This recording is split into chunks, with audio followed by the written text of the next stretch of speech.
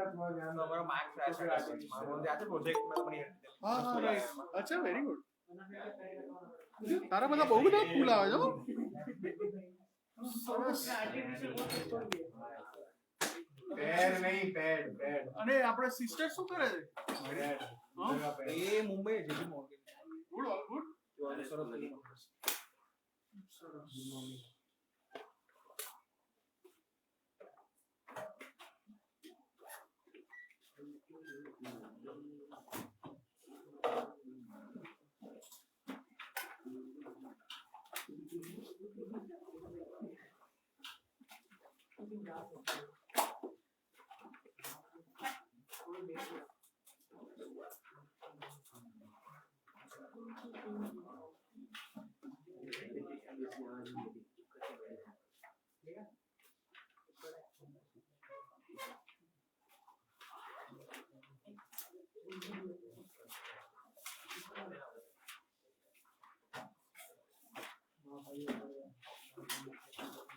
એમને કેવું હોય કે આમ અમુક મંથમાં બહુ કામ હોય અત્યારે આ મંથમાં તો બહુ ઓછું કામ અત્યારે તો ક્રિસમસ થી બધું બરાબર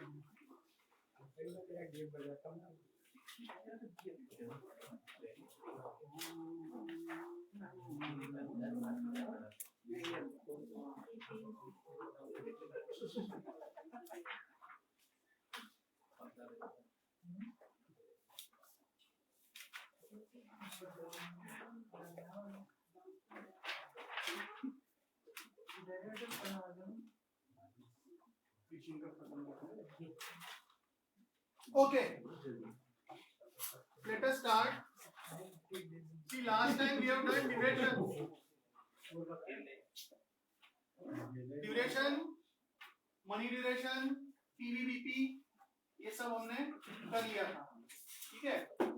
Now we have to move ahead. अभी आगे जाना है. इस बार वाली बुक दो दे इसमें.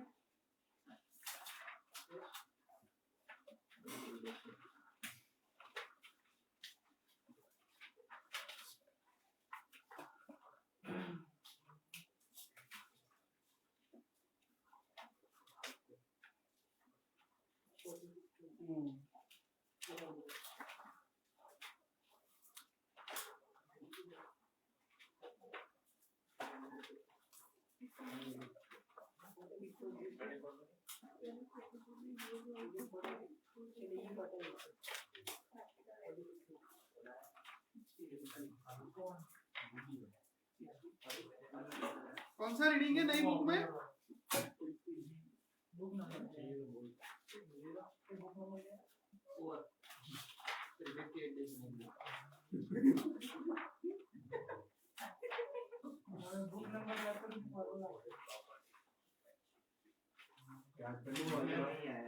प्रायोरिटी देख लो, 11 रुपए का सवाल है।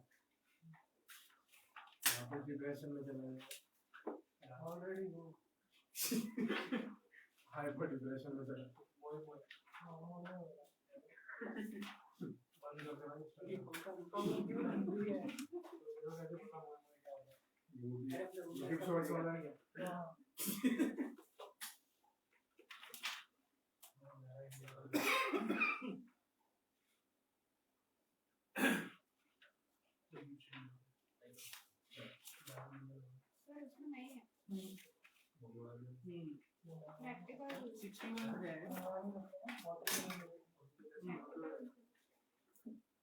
Okay, let us start.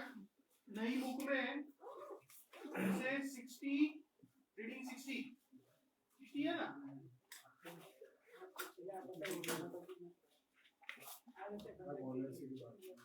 Okay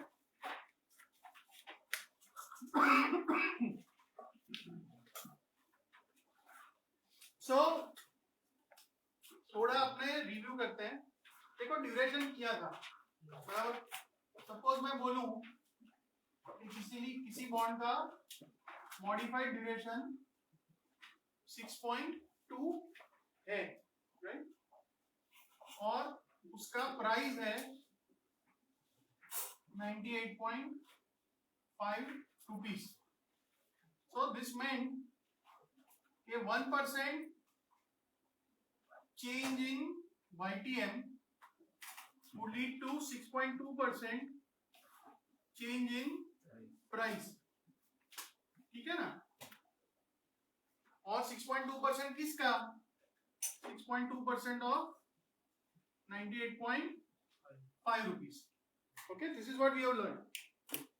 Now the thing is कि अपने अगर एक्चुअल रिलेशनशिप देखें कि बॉन्ड का प्राइस और जो YTM है, बॉन्ड का प्राइस वर्सेस YTM, ठीक है? तो हम जब ये मेथड यूज करते हैं ना, देखो 1% चेंज इन YTM, राइट? तो अगर 1% रेट बढ़ा तो 6.2% प्राइस घटेगा, क्योंकि उल्टा रिलेशनशिप होता है। और अगर 1% रेट घटा तो 6.2% बढ़ जाएगा, अगर हम ड्यूरेशन से अप्रोक्सीमेट करते हैं तो। But you look at the relationship, जो प्राइस और YTM का रिलेशन है ना, सपोज अभी हम यहां पे हैं, so if you are using duration, you are assuming a straight line relationship. Straight line ही हुआ ना, 6.2% बढ़ेगा भी सही और 6.2% घटेगा भी सही। ऐसा कब हो सकता है? अगर ये स्ट्रेट लाइन हो तो। बट एक्चुअल जो रिलेशनशिप है वो तो स्ट्रेट लाइन नहीं है। तो उससे क्या होता है, आप फिगर देखो, सपोज अभी हम यहां पे हैं, तो रेट में अगर छोटा मोटा चेंज है ना, अगर रेट का छोटा मोटा चेंज है तो जो स्ट्रेट लाइन और कर्व है वो दोनों ओवरलैप हो रहे हैं, खास कोई फर्क नहीं है। बट अगर रेट ज्यादा चेंज हुआ, सपोज यहां से हम यहां चले गए, राइट, तो ये गैप आ गया, गैप आ रहा है। सिमिलरली यहां से अगर यहां चले गए तो गैप आ रहा है, राइट। और एक बेसिक प्रॉपर्टी है, जब हमने बॉन्ड प्राइसिंग सीखा था ना, तो एक बेसिक प्रॉपर्टी मैंने लिखी थी कि for a given change in rate, price increase is always more than price decrease. This is a property कि अगर 1% रेट बढ़ा ना, तो सपोज 5 रुपए भाव कम हो गया, लेकिन अगर 1% रेट घटेगा ना, तो भाव जो बढ़ेगा वो 5 रुपए से ज्यादा होगा, right. Suppose your rate changes by 1%, बराबर इन आइदर डायरेक्शन, राइट। तो सपोज भाव घटा 5 रुपए, तो दूसरा करने जाओगे तो बढ़ेगा suppose 6.2 rupees. This property itself is called convexity. ये जो प्रॉपर्टी है ना, वो क्या बोलते हैं उसको? कॉन्वेक्सिटी। और बाकी ये जो शेप है ना, ये जो कर्व शेप है ना, ये शेप का भी नेम क्या है? कॉन्वेक्सिटी। देखो फाइनेंस में ये ओरिजिन है, अगर कुछ ऐसा शेप है ना, केव बन रही है ओरिजिन की तरफ, this is concave, whereas this is convex. So the very relationship between price of a bond and YTM is not linear, it is convex. और उसके कारण क्या होगा कि अगर छोटा मोटा चेंज है, suppose interest rate changes by 0.1%, 0.2%, तो सिर्फ ड्यूरेशन से आंसर लाओगे, ठीक है, ज्यादा फर्क नहीं पड़ेगा। लेकिन अगर सब्सटेंशियल चेंज है 0.25% से ज्यादा, 0.50%, 0.1%, राइट, अगर ज्यादा चेंज है रेट में, तो सिर्फ ड्यूरेशन से आंसर लाओगे ना, तो आपको मतलब एप्रोप्रिएट आंसर, एक्यूरेट आंसर नहीं मिलेगा। So if there is a large change in interest rate, then in addition to duration you should also consider convexity. This is the concept of convexity. और ऐसा बोला जाता है कि for a buyer of the bond convexity is favorable. Convexity is the friend of investor. क्योंकि जब भाव घटेंगे तो कम घटेंगे, बढ़ेंगे तो ज्यादा बढ़ेंगे, समझ में आ रहा है? तो ये convexity का आपका कॉन्सेप्ट है, बराबर। अच्छा, अब पता है हमने मैक्युलर ड्यूरेशन किया था, कि अलग अलग कैश फ्लो फिर वेटेड एवरेज निकाल रहे थे। तो उस तरह से कॉन्वेक्सिटी का भी एक फॉर्मूला है। फॉर्मूला काफी गंदा है, राइट, मतलब प्रोसीजर है, नॉट फॉर्मूला, प्रोसीजर है। तो मैं एक बार दिखा रहा हूं, बट 99.9% एग्जाम में वो पूछेंगे नहीं। If you remember modified duration, एक तो क्या था कि मैक्यूलेट ड्यूरेशन ढूंढो डिवाइड बाय 1 प्लस YTN, दूसरा क्या था approximate BV plus BV minus वाला। तो कॉन्वेक्सिटी में भी ऐसे दो अप्रोचेस है, एक तो एक्चुअल ढूंढो और दूसरा अप्रोक्सीमेट। तो मोस्टली हमको तो जो आएगा वो अप्रोक्सीमेट ही आएगा, बट नई बुक में दिया हुआ है जो लंबा वाला मेथड है, तो अपने एक बार कर लेते हैं, ठीक है। But I don't think you should be too bothered about it as far as the exams are concerned.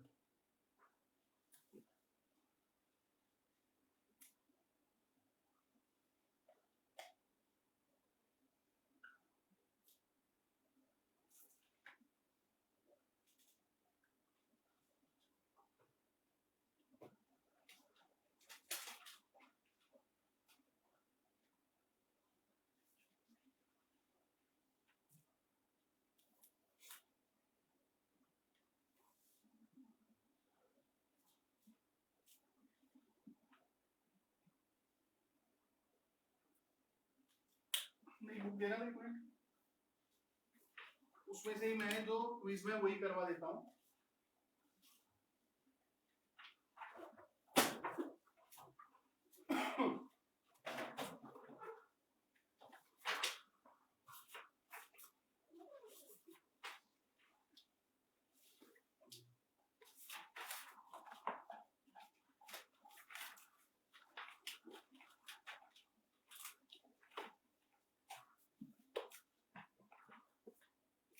Suppose there is a ₹100 2-year 10% bond annual और ट्रेडिंग एट पार लिखा है, तो अभी YTM कितना होगा 10%, अभी YTM कितना होगा 10%, बराबर। तो यहाँ पे अपने क्या रखते थे ड्यूरेशन, जब सोचते थे ना कि कौन से टाइम पे पैसा आएगा, तो 1 साल और 2 साल, बराबर। फिर कैश फ्लो ढूंढते थे, कैश फ्लो में क्या था 100 का 10% मतलब 10, और यहाँ पे 110, बराबर। फिर यहाँ पे प्रेजेंट वैल्यू ढूंढते थे, YTM क्या दिया 10%, राइट। सो 10 डिवाइड बाय 1.10 और यहाँ 110 डिवाइड बाय 1.10 स्क्वायर, बताओ क्या आएगा। 9.09 पहले में 9.09 और दूसरे में 90.90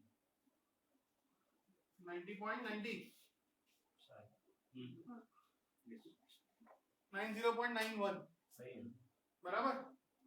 अच्छा, अगर आपको याद हो मैक्यूलेट ड्यूरेशन, तो हम सीधा क्या करते थे कि जो टाइम था ना ये वेट्स बन जाते थे, मतलब 1 into 9.09 plus 2 into 90.91 divided by इनका टोटल 100 है, 99.999 मतलब 100 ही है। तो that was for duration. Convexity जो है ना उसमें थोड़ा अलग है, हर एक टाइम पीरियड में आपको ये ढूंढना पड़ेगा t+1 upon 1 plus R square, मतलब जैसे फर्स्ट टाइम है तो 1 इंटू 2 अपॉन 1.10 स्क्वायर, 2 है तो 2 इंटू 3 अपॉन 1.10 स्क्वायर, ये दोनों करके बताओ। 1.65 पहला क्या है 1.65 4.96 पक्का, हाँ बराबर ही लग रहा है, ठीक है। तो ये टाइम टी नहीं लेने का, ये वाली कॉलम का प्रेजेंट वेटेड एवरेज ढूंढो, So convexity will be equal to 1.65 into 9.09 plus 4.96 into 90.91 upon 100.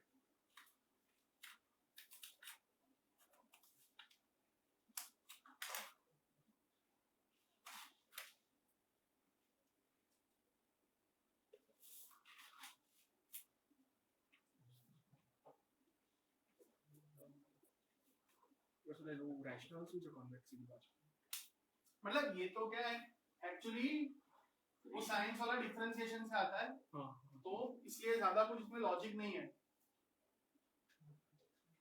कितना आ रहा है 4.659 तो 4.66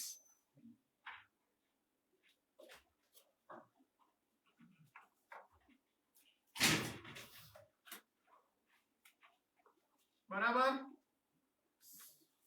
4.66 this is the convexity this is the convexity समझ में आया बराबर और देखो इतने साल कभी भी इसका कोई क्विज में क्वेश्चन रहा नहीं है but this year they have included which means officially it can be asked लेकिन अपने भी होशियार है बराबर अप्रोक्सीमेट फॉर्मूला तो है ही राइट जैसे ड्यूरेशन की अप्रोक्सीमेट फॉर्मूला थी ना ऐसे देखो कॉन्वेक्सिटी की approximate formula approx convexity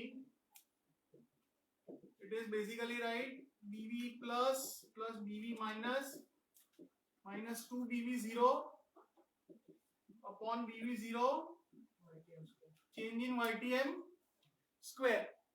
Okay, this is the formula. This is the formula, approximate वाला formula ये, right? Okay, तो suppose यही सम है, हमको यही सम दिया है. पहले क्या था ट्रेडिंग एट पार लिखा था मतलब BV0 100 हुआ है और YTM क्या है 10% है तो आप 10.25% पे भाव ढूंढ लो और 9.75% पे ढूंढ लो करो अपने भी निकालते हैं ना अप्रोक्सीमेट निकालते हैं we will see how much difference there is as compared to the exact method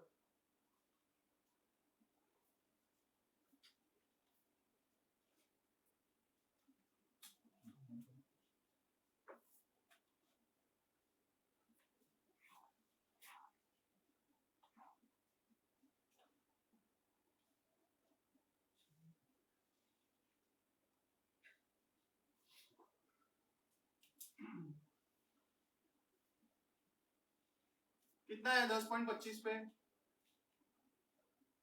99.56 और यहाँ पे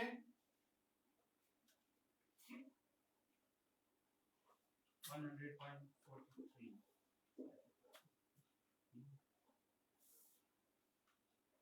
नहीं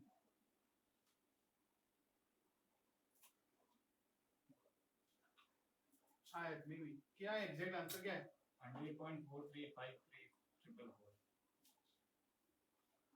सबका आ रहा है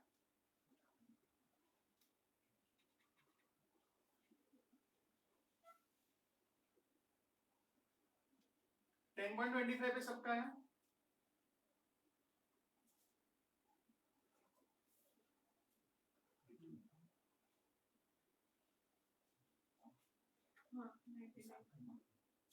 इंडिया में 56 है बस अब 9.7 मेरा भी हुआ है 100.44 है ना बस तो ये अभी फॉर्मूला में डालते हैं अपने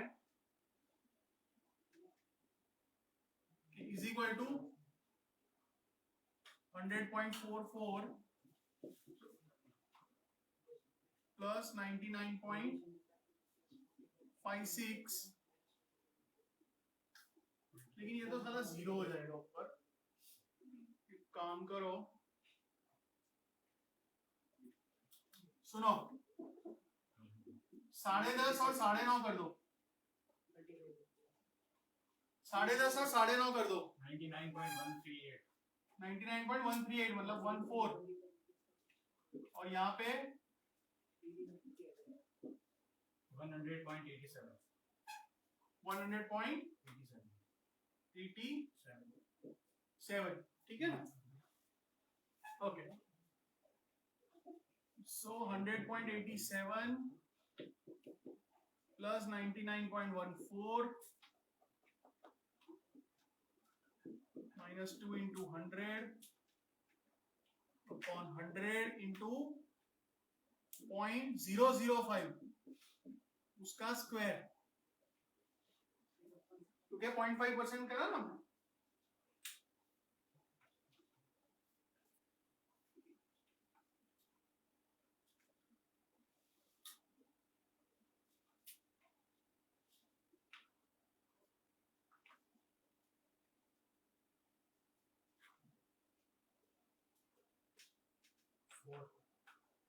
4 आ रहा है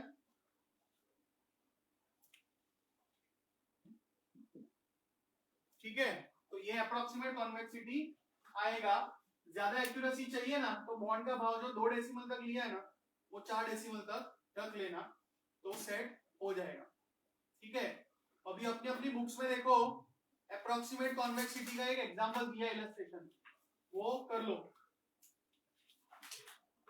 ऑनलाइन इज दिस क्लियर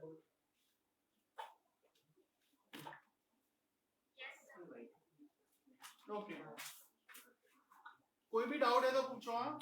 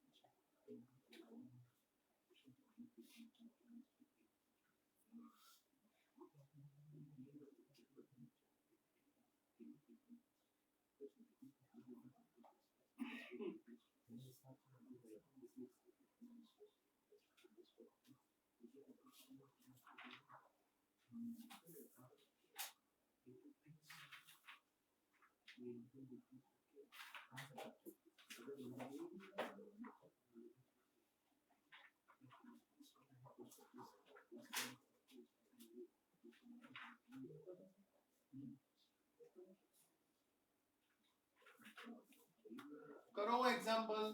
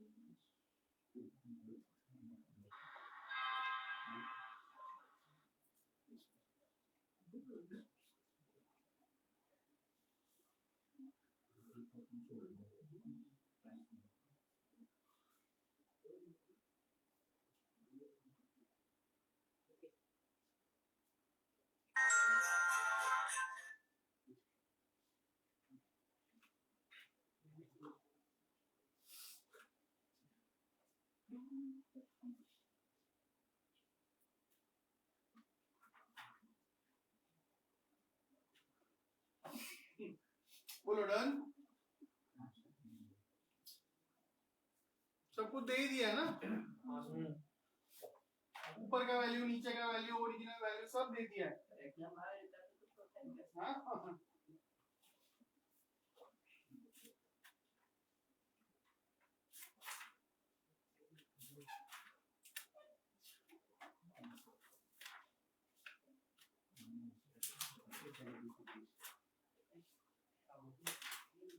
बोलो जाए आगे।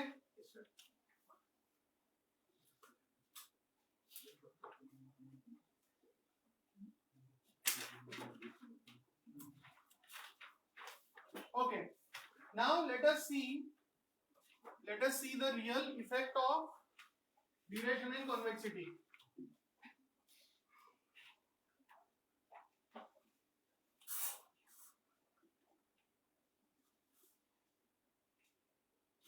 હું આ કરું છું ને આ તમે જે પેલું કોન્વેક્સિટી નું કરાયું કેલ્ક્યુલેશન એમાં મને થોડું કલર આન્સર આવે એટલે એપ્રોક્સિમેટ માં ક્યાંમાં આ મેઇન કેલ્ક્યુલેશન એપ્રોક્સિમેટ અચ્છા કેટલો આવે છે 10.5 માં 01.0525 રૂપિયા 10.5 માં એટલે 100.87 ના તમારામાં 100.87 આવે 100.87 શું છે જે પ્રેઝન્ટ વેલ્યુ કાઢી 9.5 ITM रखे वो वैल्यू आ रही आपके एग्जांपल में सर लास्ट वाले तेरे ऊपर अच्छा हाँ हाँ हाँ तो क्या हुआ उसमें हाँ सही वैल्यू तो आई उसको कंफ्यूजन क्या अच्छा એટલે IY 9.5 10.5 हाँ 10.5 માં શું આવ્યું તારે શું આવ્યું 10.5 में 99.14 આવવું જોઈએ हां એવું અમુક પેલા મિક્સ થઈ ગયા છે ફરીથી કરી કાઢો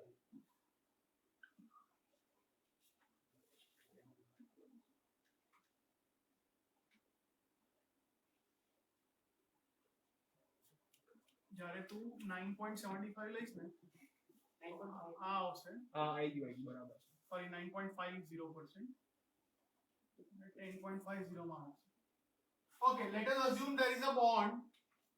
Let us say there is a 10-year 6% annual bond, okay, and YTM, whatever YTM is say 8%, बराबर इसका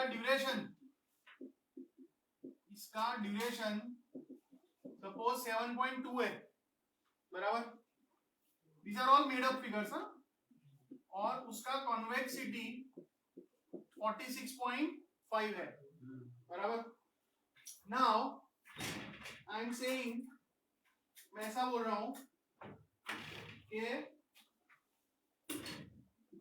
find percentage change in price right find percentage change in price if rate question A increases by 0.5%. Question B decreases by 0.5%. बराबर तो if I use only duration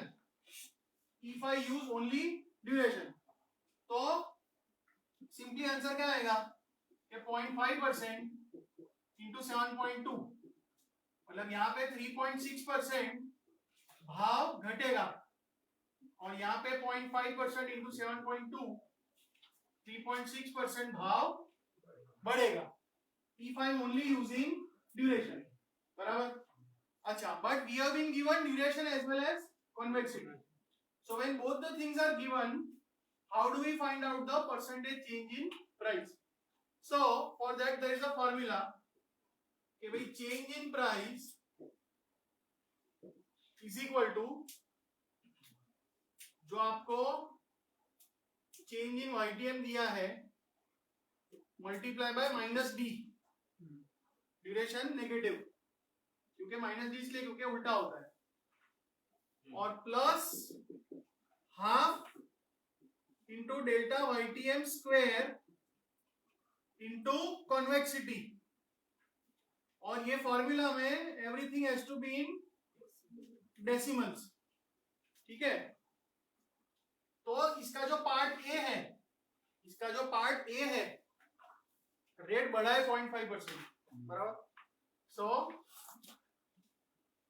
0.005 into minus 7.2 plus half into 0.005 square into convexity कितना है 46.5 बराबर। इसका answer लेके आओ, find out the answer. Sir doctor D cap minus V two duration effect negative है ना।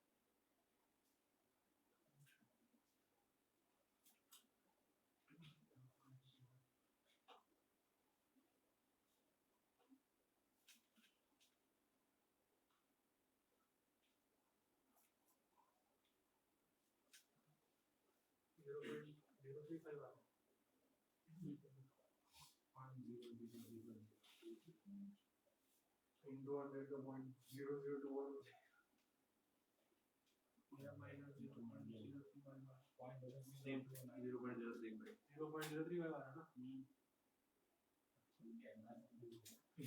देखते हैं दोनों से क्या तो दोनों का कॉन्फिडेंस एक चीज होगी सही है। कॉन्फिडेंस हाँ सही है।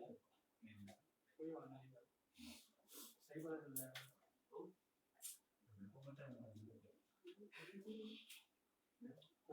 हाँ भाई क्या आंसर आया? सर 2 लोगों का आ रहा है, बाकी सबका अलग आ रहा है। 0.035 आ रहा है। हाँ, हाँ, 0.035 माइनस 0.0 हाँ माइनस में आया। माइनस कितना? 0.035 minus 0.035 yes sir. which means minus 3.5%, which means minus 3.5%। ठीक है। और अगर रेट घटता है तो क्या होगा कि जो चेंज इन YTM है ना वो माइनस लेने का, minus 0.005 into minus 7.2 plus half into minus 0.005 का स्क्वायर इंटू 46.5। तो अब ये कैलकुलेशन में ध्यान क्या रखोगे कि ये माइनस इंटू माइनस प्लस हो जाएगा और ये नेगेटिव का स्क्वायर है तो वो पॉजिटिव ही होगा, राइट। सो अल्टीमेटली ये और ये दोनों आप ऐड करोगे तो देखो कितना आ रहा है।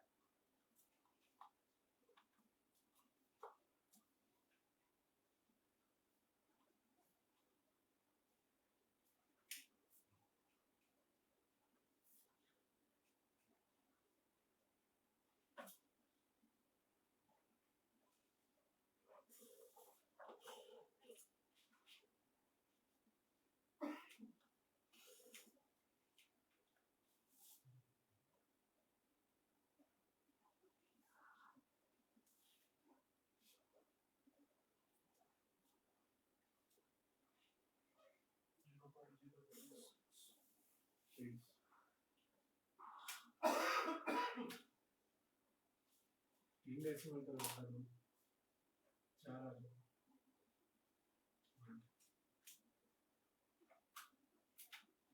सर 0.036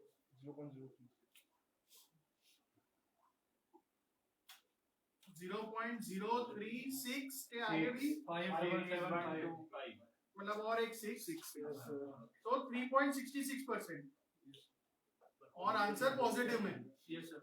तो ये असर दिख रहा है आपको कि इक्वल परसेंटेज चेंज थे तो भाव घटेगा 3.5% लेकिन बढ़ेगा 3.66%। सो that is your convexity in action. ठीक है। तो सिर्फ ड्यूरेशन के बजाय कि उसके बगैर मतलब ड्यूरेशन प्लस कॉन्वेक्सिटी करोगे तो आपको ज्यादा एक्यूरेट आंसर्स मिलेंगे। अंडरस्टूड? तो ये एग्जांपल अच्छे से कर लेना, बुक में दिया है वो देख लेना, बट बुक में सिर्फ एक साइड का ही दिया है, सिर्फ रेट बढ़ रहा है या घट रहा है ऐसा ही दिया है example. So it's a very primitive example. यहाँ हमने दोनों करके डिस्कस कर लिया। ऑनलाइन ठीक है? Understood all of you? Fine.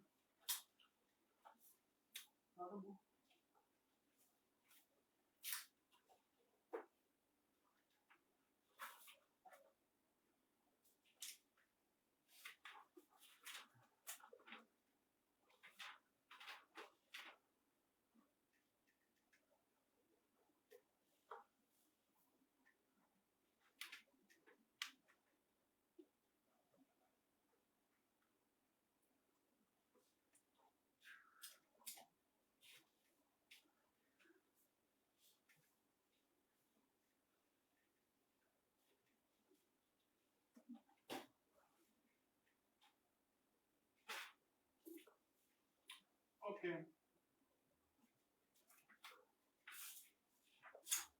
अच्छा, और जो लास्ट एलओएस है पुरानी बुक में भी दिया है आपका,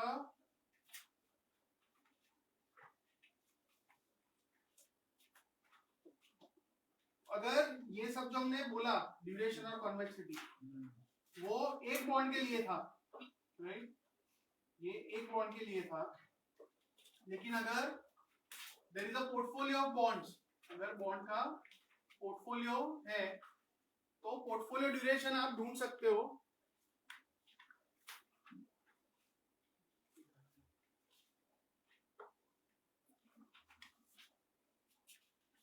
सपोज अपने पास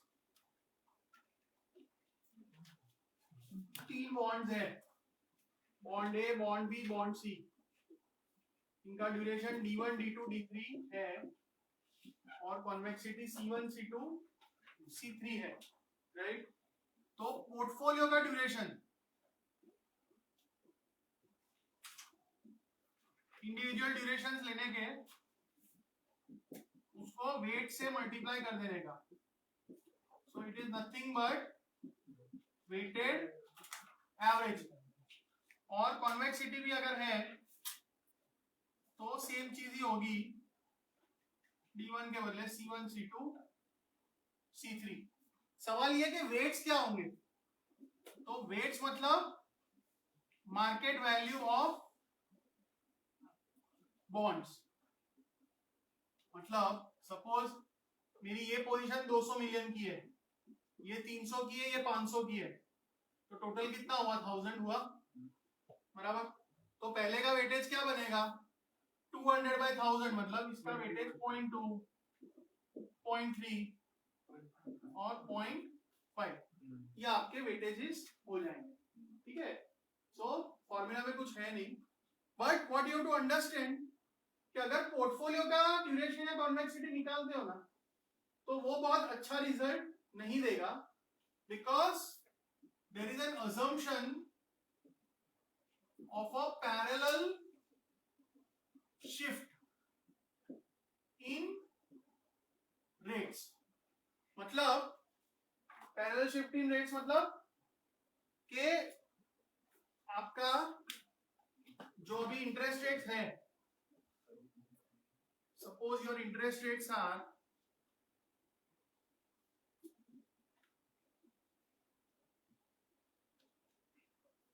ऐसा यील्ड कर्व होता है कि suppose 1 year, 2 year, 5 years, 10 years, right? These are the current interest rates, बराबर।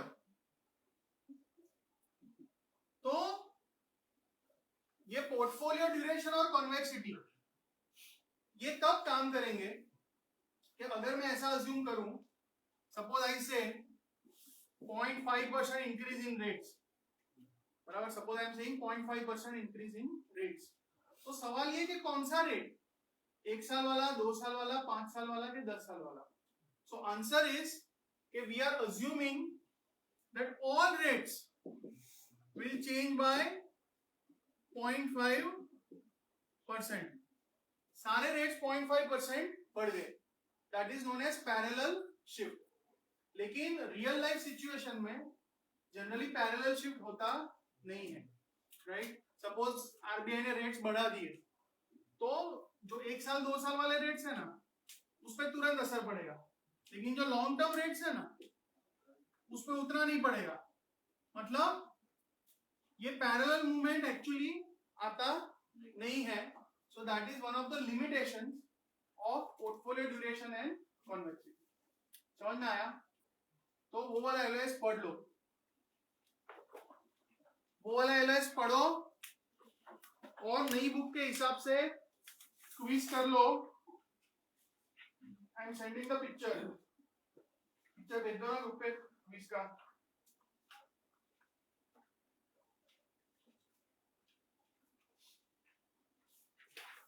आई थिंक 4 क्वेश्चंस है, सॉल्व करो.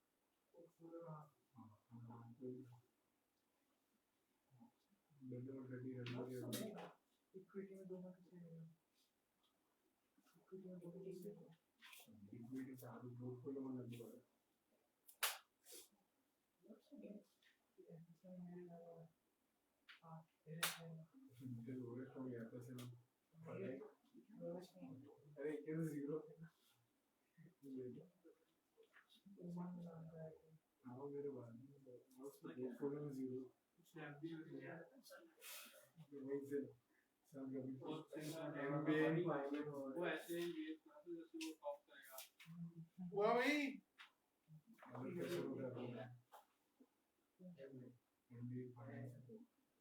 पांच है ना? पहला तो मैंने करवा दिया था, राइट? फिर अप्रोक्सीमेट कॉन्वेक्सिटी आ रहा है 24.8 में. चलो गुड. थर्ड और फर्स्ट में क्या फर्क है? सेमी एनुअल और सेमी एनुअल. अच्छा अच्छा अच्छा.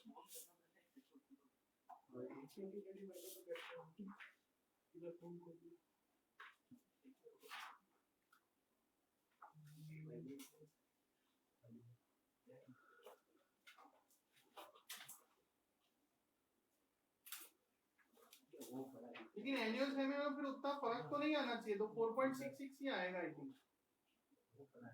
थर्ड में। 4.12 आया है। अच्छा फर्क पड़ रहा है, उतना पड़ रहा है 4.12। अच्छा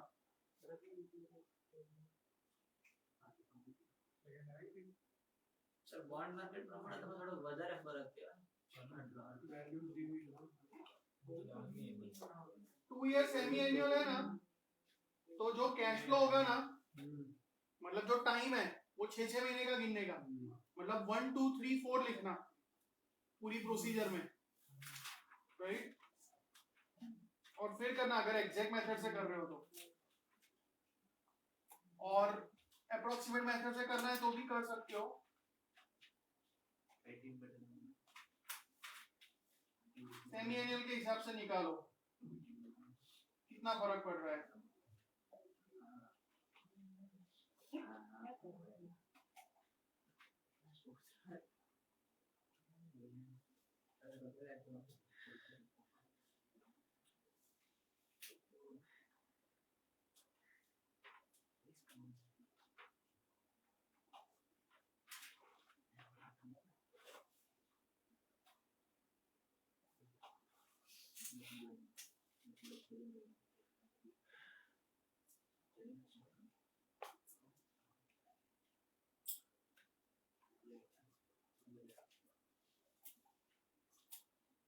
थर्ड करा किसी ने?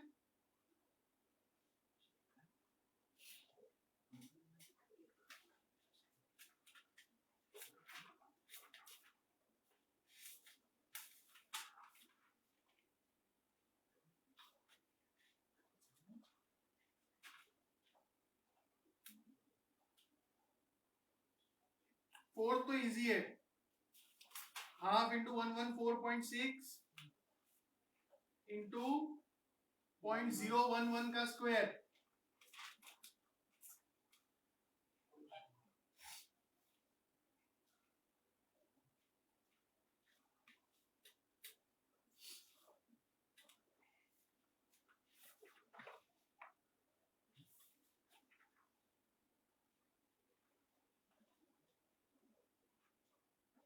थर्ड वाला करके दिखाऊं हैं?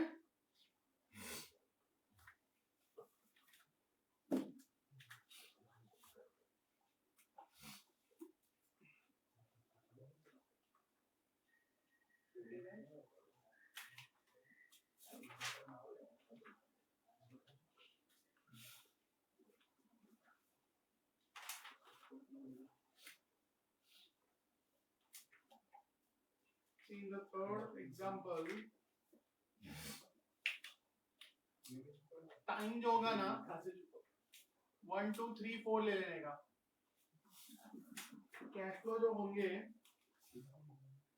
सेमी एनुअल 10%, तो 5 5 5 105।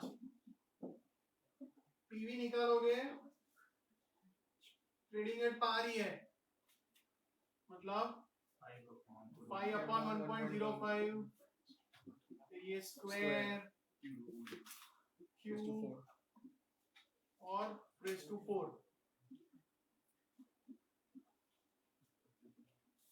इसका टोटल आई थिंक 100 ही आएगा बराबर। और फिर अपना वो t plus 1/1 plus R square, ऐसा ही था ना। 1 into 2/1.05 square, 2 into 3/1.05 square, 3 into 4/1.05 raised to 3, ऐसा। और फिर इसका इसका इसका इसके साथ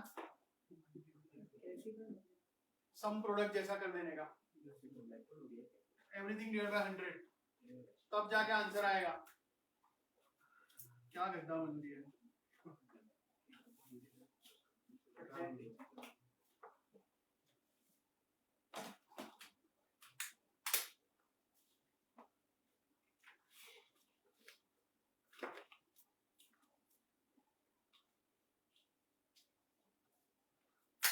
निकालो ये आंसर।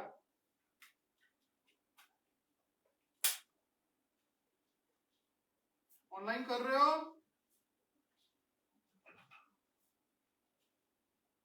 Yes, sir. राइट।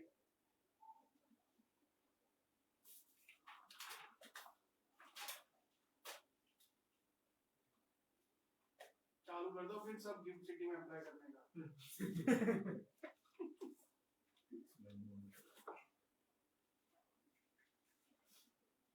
आपको क्या लगता है कि कैसा स्टेप नहीं मतलब शाम को फ्री है तो बारटेंडर और वो जो अपनी लिख लेंगे ऐसा उल्टा।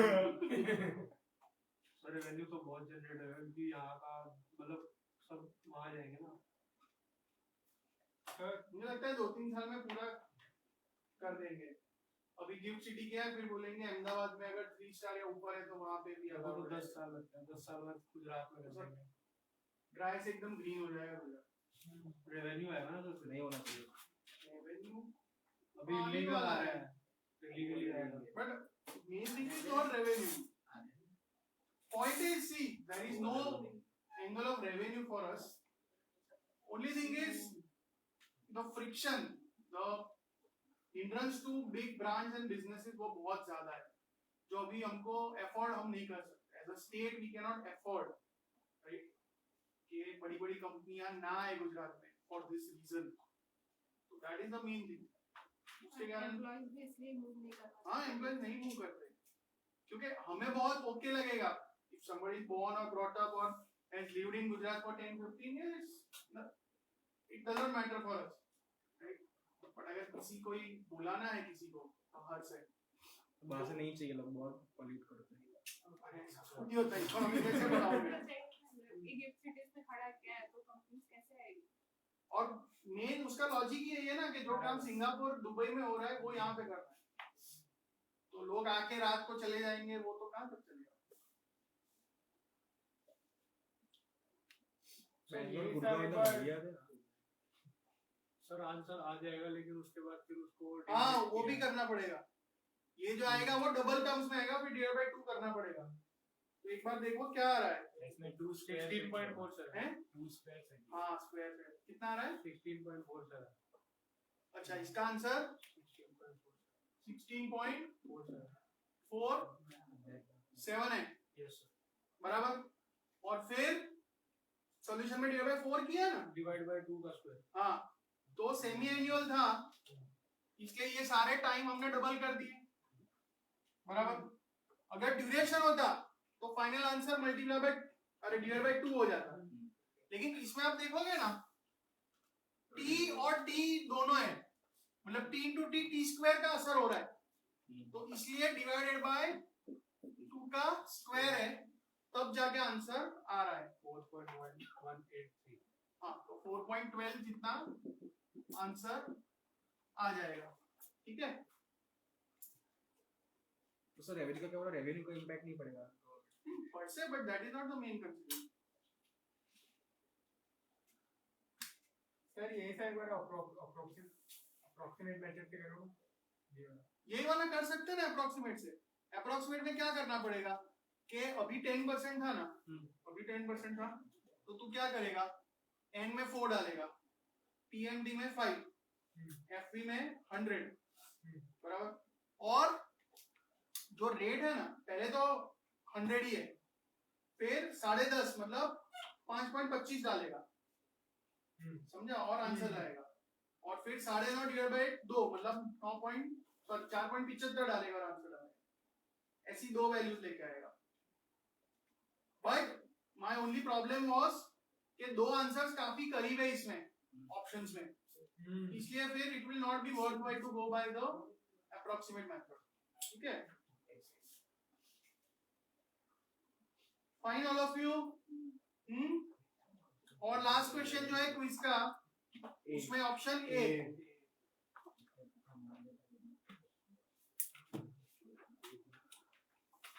अच्छा फिर रीडिंग 61 पे आ जाओ, रीडिंग 61 पे आ जाओ।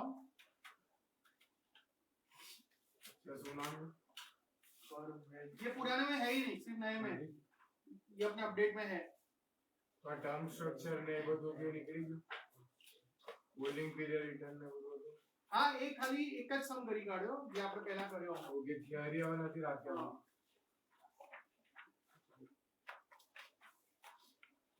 कम टू 61। देखो मनन सर ने और मैंने भी बताया होगा कि बॉन्ड्स होते हैं ना, जब तक मतलब अब तक हम जो डिस्कस कर रहे थे, whatever we have discussed so far,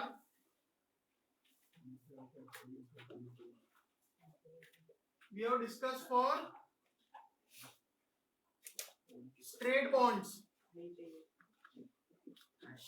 okay, straight bond मतलब सपोज 10 साल का बॉन्ड है तो 10 साल बाद पैसा आ जाएगा।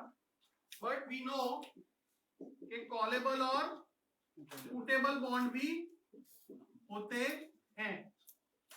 तो प्रैक्टिकली सिर्फ इतना याद रखना कि ये जो ड्यूरेशन और कॉन्वेक्सिटी हमने सीखा ना, वो अगर कॉलेबल या पुटेबल बॉन्ड है तो आगे फ्रेज लग जाएगा इफेक्टिव, मतलब effective duration and effective convexity.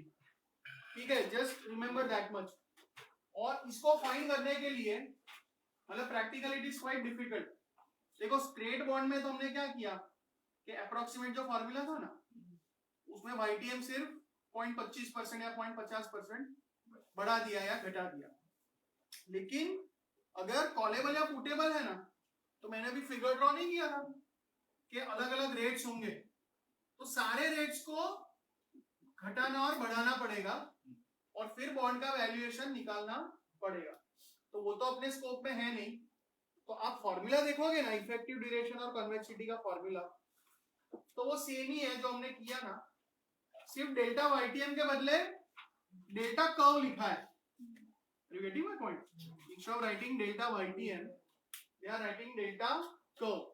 तो और उसमें कोई डिफरेंस है नहीं, बराबर। हाँ, आपको जो समझना है वो क्या है कि अगर कॉलेबल बॉन्ड है, जो फिगर है उसमें फर्क पड़ जाता है।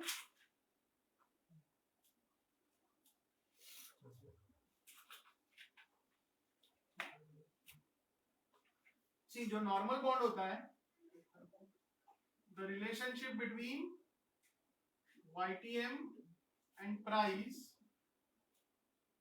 is like this, convex, Laplacian, right?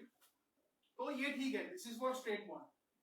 अगर कॉलेबल बॉन्ड होगा ना, तो कॉलेबल का क्या मतलब होता है कि कॉलेबल में है ना, there is one type of ceiling, कि अगर रेट कम हो जाए और भाव बहुत बढ़ जाएगा, सपोज कॉलेबल एट 105 है, तो जैसे ही 105 टच कर लेगा ना, वो बॉन्ड वापस कंपनी ले लेगी, राइट? मतलब यहाँ पे एक सीलिंग आ जाएगा। तो सीलिंग के कारण क्या होगा कि ये जो शेप है ना, वो यहां से उल्टी डायरेक्शन में चला जाएगा। So this phenomenon is called negative convexity. So a callable bond shows negative convexity when YTM is quite low.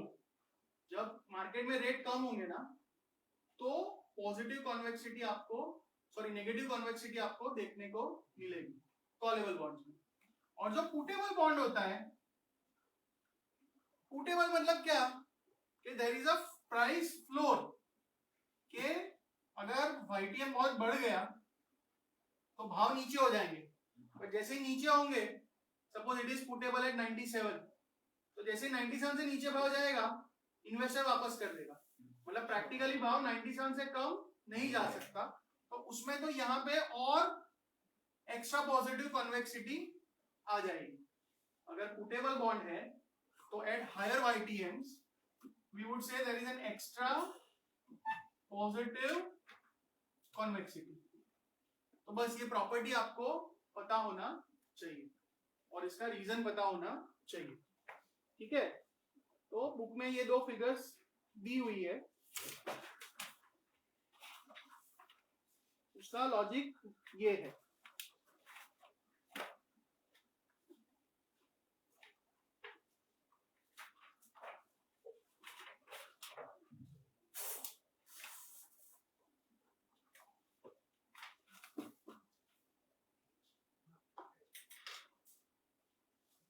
ठीक है,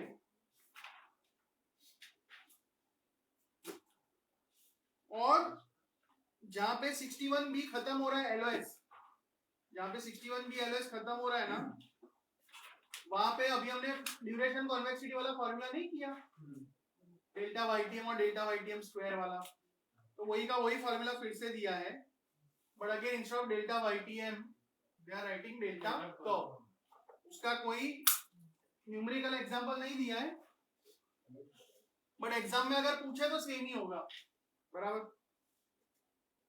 okay, now we come to the second last LOS 61C। 61C पढ़ना चालू करो।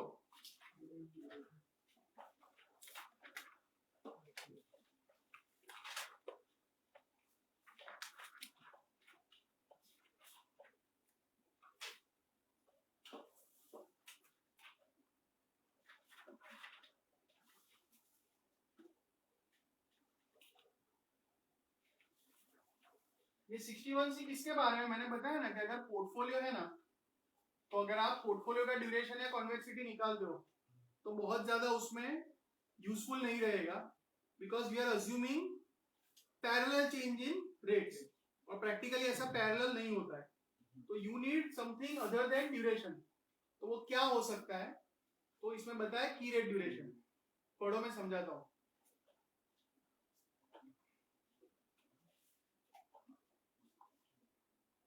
की rate duration या partial duration,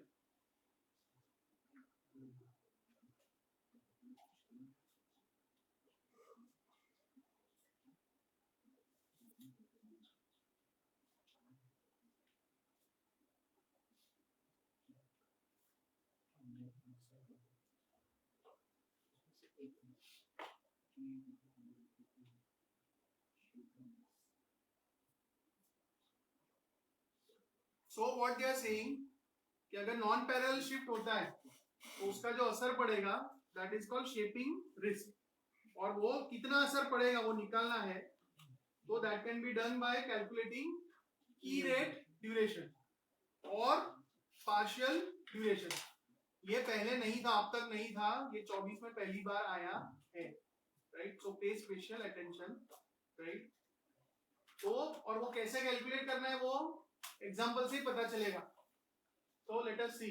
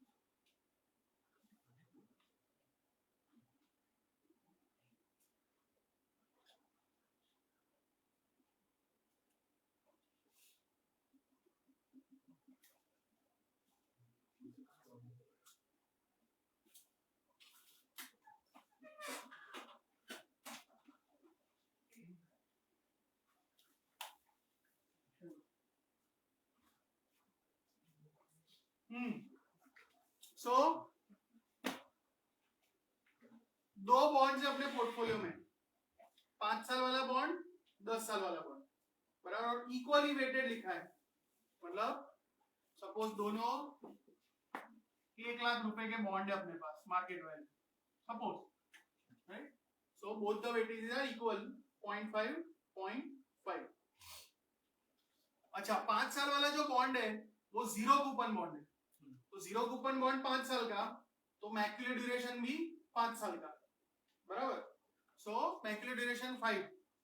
modified duration क्या होता है? Macular upon 1 plus YTM, YTM 5% दिया है, तो मॉडिफाइड निकाल दिया 4.762। यहां तक तो कुछ नया नहीं है।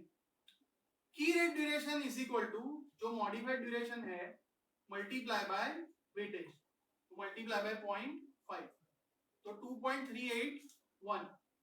और फिर बोला है कि 5 साल वाला जो रेट है ना वो 0.5% बढ़ेगा, तो 0.5% बढ़ेगा तो इसका भाव घटेगा 0.5 into 2.381, so 1.19% price will decrease, बराबर। बोर्ड पे मैंने सिर्फ 5 साल वाला किया है, बुक में देख लो 10 साल वाला भी दिया है। 10 साल जीरो कूपन मतलब 10, फिर 10 डिवाइड बाय 1.06, फिर वो जो आंसर आएगा इंटू 0.5, और 10 साल का रेट जो चेंज हो रहा है वो देख लो 0.5% नहीं है, वो कुछ अलग है, वो 0.25% है, right? So then you just follow the example from the book। सिर्फ नया इतना ही है कि की रेट ड्यूरेशन मतलब modified duration into weightage.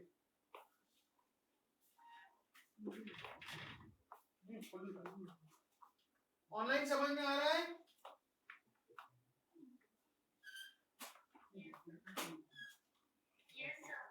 Okay,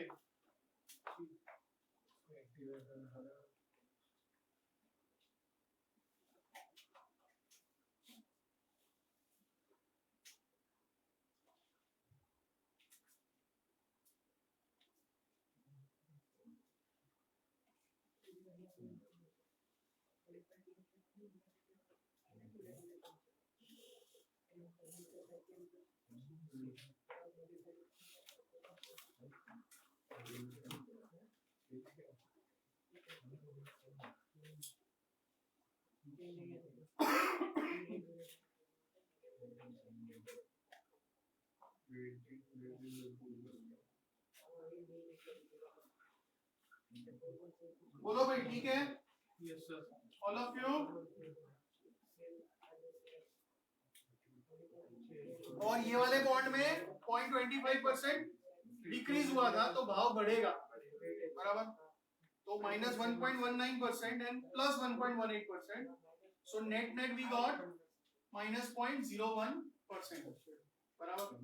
और सादे ड्यूरेशन से तो कर ही नहीं सकते, क्योंकि ये सिचुएशन ही हैंडल नहीं कर सकते ना कि 5 साल वाला रेट अलग चेंज हो रहा है और 10 साल वाला अलग रेट चेंज हो रहा है, एक बढ़ रहा है एक घट रहा है, तो वो सिचुएशन तो सिर्फ ड्यूरेशन कॉन्वेक्सिटी से कर ही नहीं सकते, राइट? अच्छा, और लास्ट वाला एम्पिरिकल और एनालिटिकल ड्यूरेशन। तो एनालिटिकल मतलब based on this logic and formula and everything. तो अब तक हमने जो भी डिस्कस किया, मैक्यूले, मॉडिफाइड, इवन दिस की रेट, इवन कॉन्वेक्सिटी, ये सब क्या है? these are all analytical measures। अच्छा, when we say कि भाई 0.5% चेंज हुआ, ये हुआ वो हुआ, तो हम लोग तो यूजुअली बेंचमार्क रेट की बात करते हैं, मतलब गवर्नमेंट रेट, बराबर। लेकिन मार्केट में तो कॉर्पोरेट बॉन्ड्स भी होते हैं, और कॉर्पोरेट बॉन्ड में स्प्रेड भी होता है कि सपोज टाटा का बॉन्ड है तो गवर्नमेंट बॉन्ड का जो भी होगा plus 1%। So whenever we are using all this analytical formula, we are assuming कि स्प्रेड सेम रह रहा है, कि गवर्नमेंट का 1% बढ़ेगा तो टाटा का भी 1% बढ़ेगा। बट कभी कभी ऐसा होता नहीं है। बहुत सारी बार क्या होता है कि जब कोई क्राइसिस आता है, राइट, जब कोई क्राइसिस आता है तो many times what will happen is, see typically what will investors do, कोई भी बड़ा क्राइसिस आएगा ना, बहुत बड़ा, कोविड जैसा ऐसा कुछ, तो लोग पैसा दूसरी एसेट्स में से निकाल लेंगे और गवर्नमेंट बॉन्ड में डाल देंगे, मतलब गवर्नमेंट बॉन्ड की डिमांड बढ़ जाएगी, तो गवर्नमेंट बॉन्ड का भाव बढ़ जाएगा, भाव बढ़ जाएगा और यील्ड कम हो जाएगी. So suppose during COVID, interest rates on government bonds would crash. Say they will go down by say 3%. But at the same time, जो corporate bonds है ना, उसमें आप ये नहीं पाओगे कि उसपे भी yield 3% कम हो गए. Why? Because लोगों ने वो bond बेच दिए हैं और government bond खरीद रहे हैं. There is a flight to safety. मतलब ऐसा हो सकता है कि गवर्नमेंट का बॉन्ड 3% गिरा YTL, बट कॉर्पोरेट बॉन्ड्स को हार्डली 0.51% गिरा है, या इन एक्सट्रीम सिनेरियो उस पे रेट बढ़ भी सकता है, राइट?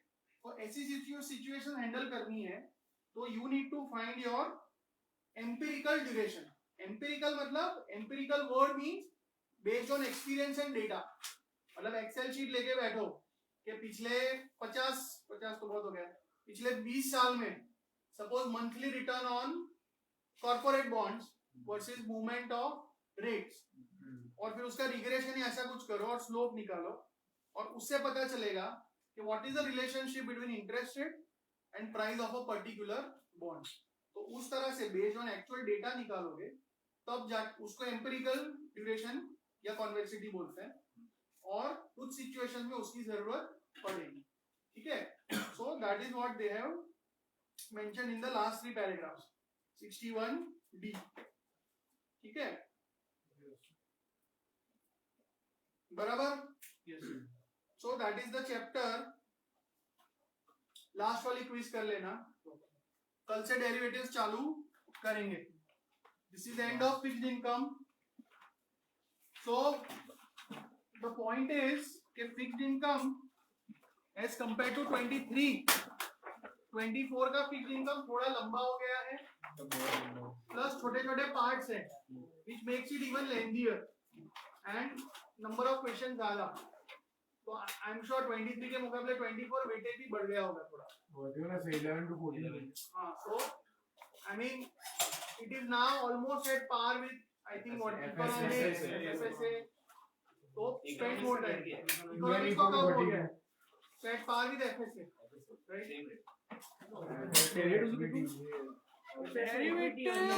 7-8% असे